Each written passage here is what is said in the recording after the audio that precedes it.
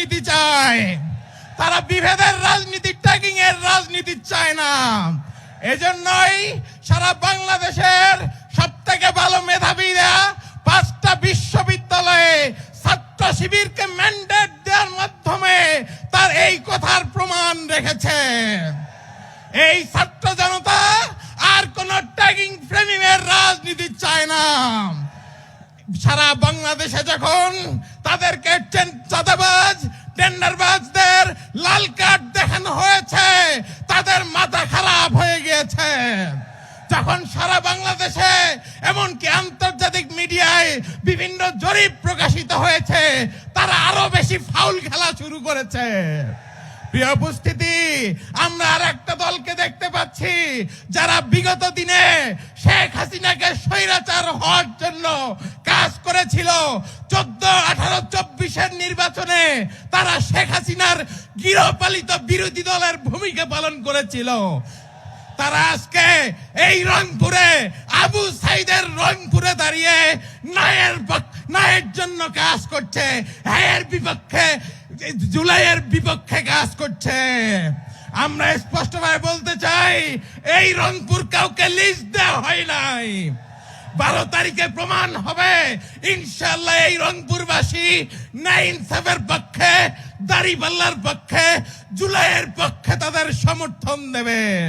প্রিয় উপস্থিতি, আর একটা কথা বলতে চাই, শহীদের রক্তের উপর দাঁড়িয়ে যে প্রশাসন এখন বসে আছে, তাদেরকে স্পষ্টভাবে বলতে চাই, আর কোন মেকানিজমের নির্বাচন চাই না। আমরা আবু সাইদের সহযোদ্ধা হিসেবে এই রংপুরে স্পষ্ট ঘোষণা দিতে চাই, যদি কোন ধরনের মেকানিজমের চেষ্টা করা হয়, যদি আমার কোন ভাইয়ের উপর আঘাত আসে, যদি আমাদের কোন মা বোনের উপর আঘাত আসে, শক্ত হাতে প্রতিহত করা হবে। যদি কোন হাতের আঘাত আসে, সেই হাত ভেঙে দেওয়া হবে। সকলকে উদাত্ত আহ্বান জানাতে চাই, আবু সাইদ যেভাবে বুক পাতা দিয়েছিল, এখন সময় এসেছে নিজের অধিকার সেভাবেই আমাদেরকে কেড়ে নিতে হবে, অধিকার আদায় করতে হবে। সর্বশেষ বলতে চাই, প্রিয় উপস্থিতি, যে রংপুরে আবু সাইদের শাহাদাতের মধ্য দিয়ে যে সূচনা হয়েছে পরিবর্তনের, এই বাংলাদেশে অবশ্যই হ্যায়ের পক্ষে। আমরা আর কোন স্বৈরশাসক দেখতে চাই না, আমরা আর কোন চাঁদাবাজ দেখতে চাই না। সেই পরিবর্তনের জন্য সকলকে হ্যায়ের পক্ষে কাজ করার আহ্বান জানাতে চাই। আমরা আর একটি আহ্বান জানাতে চাই, আমরা ইন্টারপাস প্রধানমন্ত্রী চাই না। কি চান আপনারা?